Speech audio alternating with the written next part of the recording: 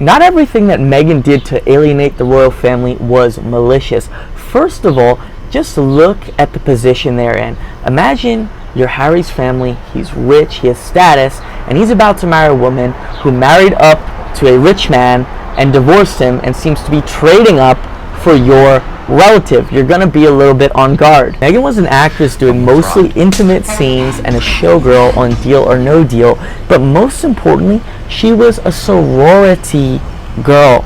I've met some people who were in fraternities and sororities, and their lifestyle was pretty gross. They would watch each other getting sick from drinking too much, and it was all about partying. So let's look at that dinner party that upset Meghan. Meghan's used to the sorority culture, getting drunk, waking up hungover, dressing poorly when once hungover or extremely casually.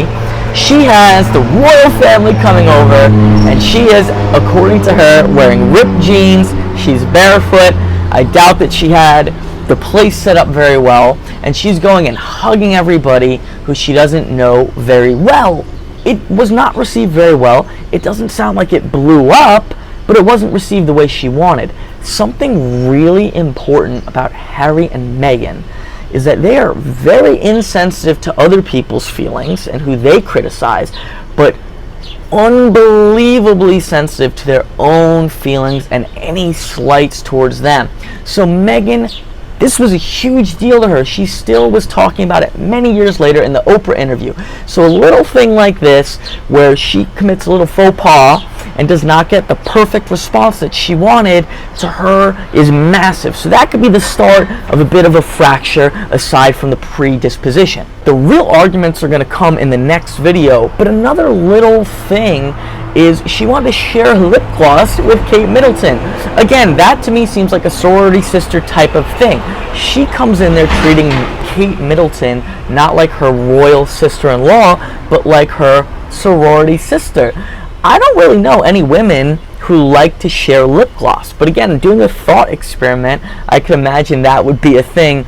Like, oh, we're hungover, oh, let me use your lipstick. Just a very casual, not very sanitary environment as a sorority sister. And once again, Meg's not going to get the reaction she wants. Maybe Kate's a little put off, like, this girl's a little bit strange, and Meg is going to be offended. So right away, the expectations were very different. There's a deeper expectation Meghan had that's really important, but we'll cover that in the third video. We're going to come to a little bit of the culture and personality. British, the stiff upper lip, but take that to the max. The royal family, reserved, self-control, learning from Queen Elizabeth.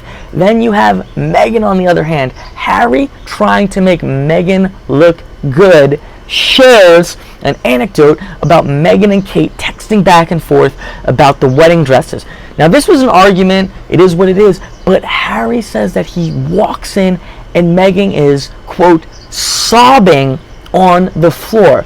A grown woman sobbing on the floor based on a argument via text message. I've never seen a grown woman sob on the floor in my entire life. I don't imagine most grown women ever do that other than when there's a true family tragedy. That's how things start off right away, is you have the family, they have their alarm bells up for good reason, and you have Meghan expecting to act and behave in a way that is so different than the expectations. Subscribe and hit the notification bell. Check out the next videos in this series coming soon.